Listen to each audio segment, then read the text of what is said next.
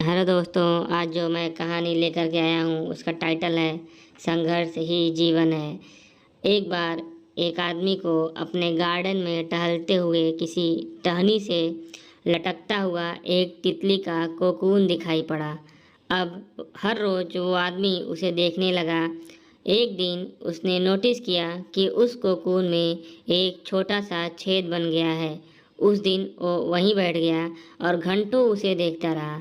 उसने देखा कि तितली उस खोल से बाहर निकलने की बहुत कोशिश कर रही है, पर बहुत देर तक प्रयास करने के बाद भी वो उस छेद से निकल नहीं पाई और फिर वो बिल्कुल शांत हो गई, मानो उसने हार मान ली हो।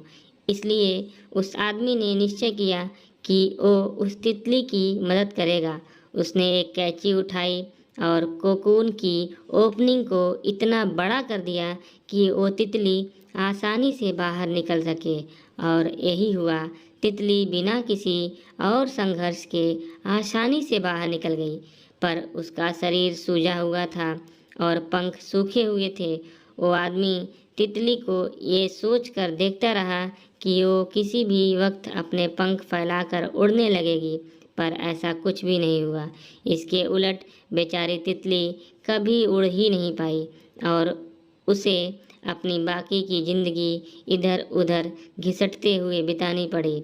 वो आदमी अपनी दया और जल्दबाजी में ये नहीं समझ पाया कि दरअसल कोकून से निकलने की प्रक्रिया को प्रकृति ने इतना कठिन इसलिए बनाया है ताकि ऐसा करने से तितली के शरीर में मौजूद तरल उसके पंखों में पहुंच सके और वो छेद से बाहर निकलते ही उड़ सके। वास्तव में कभी कभी हमारे जीवन में संघर्ष ही वो चीज़ होती है जिसकी वजह से हमें सचमुच आवश्यकता होती है। यदि हम बिना किसी संघर्ष के सब कुछ पाने लगे तो हम भी एक अपंग के समान हो जाएंगे।